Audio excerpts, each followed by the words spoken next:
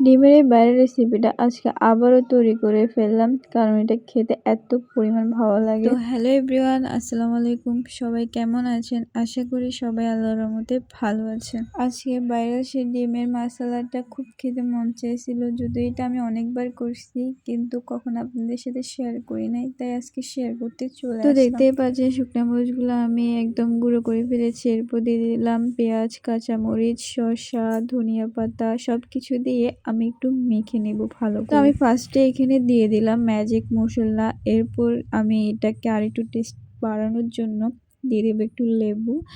এরপর দিয়ে দিব আমি এখানে তেঁতুলের চাটনি, দিয়ে দিব আমি সামান্য লবণ।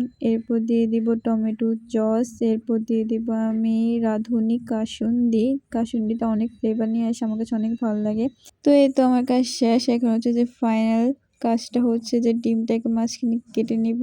কেটে আমি একটু বেশি করে নিয়েছি, কারণ আমার কাছে একটু বেশি ভালো লাগে।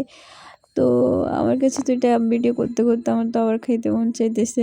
যাই হোক, এটা এত মজা ছিল, আপনারা আসলে বুঝবেন না যখন আপনারা ট্রাই করবেন। এই তো আমি আমার বোনকে একটু খাওয়াই দিলাম। আমার আপুর কাছে তো এটা অনেক বেশি ভালো লেগেছিল। আর যারা শীতদিন খায় না, খেতে চায় না আমার মতন, তারা এভাবে যদি খায় তাহলে একটা না 10টা খাইতে। পর্যন্তই শেষ করে দিলাম। নেক্সট ভিডিওটা আবার দেখা হবে।